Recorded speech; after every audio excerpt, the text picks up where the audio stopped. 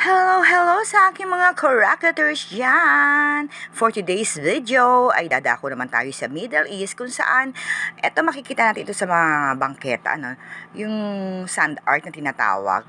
Ito yung mga iba't ibang klaseng kulay ng sand na binubuo nila sa loob ng botelya o bottle or jar at nagbubuo sila ng mga images. Sa mga bangketa lang nila ito ginagawa at very famous ito sa mga locals at saka lalo-lalo sa mga turista, So makikita natin si Kuya, bumubuo siya ng mga images from that different colors ng mga sand. So, ito, nagagawa siya ng image dito. So, sasabihin ko na yung ginagawa niyang image dyan ay camel.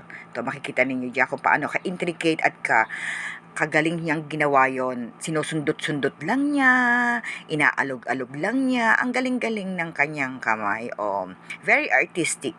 So, yung mga locals, bumibili rito for display, for gifts. Tapos, yung mga tourist naman, syempre, for souvenirs. Ang galing-galing kasi, ang ganda-ganda kasi nito. Makikita nyo dyan, tinan ninyo kung paano pagbuo ni Kuya. Parang sceneries ng desert ang gagawin nyo dyan. So, sinabi ko na, bago po matapos si Kuya. Oo, yan.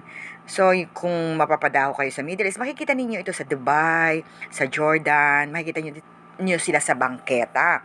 Gumagawa sila nito. So, yung iba nagpapa-customize, iba naman ready-made na, naka-display na sa sa stall nila, bibili ka na lang. So, siguro pag magpa-customize ka, may additional payment, kasi ikaw na yung, iba kasi pag customize, di ba? O, ayan. Kita nyo, ginagawa nila ito ng 3 to 5 minutes lang, ang bibilis nila. At talaga ang gaganda ng mga images na nabubuo nila dyan sa jar o sa bottle na yan. Tingnan ninyo, ang ganda-ganda, camel, and then desert, and then syempre may skies at nakulay blue. Okay, thank you!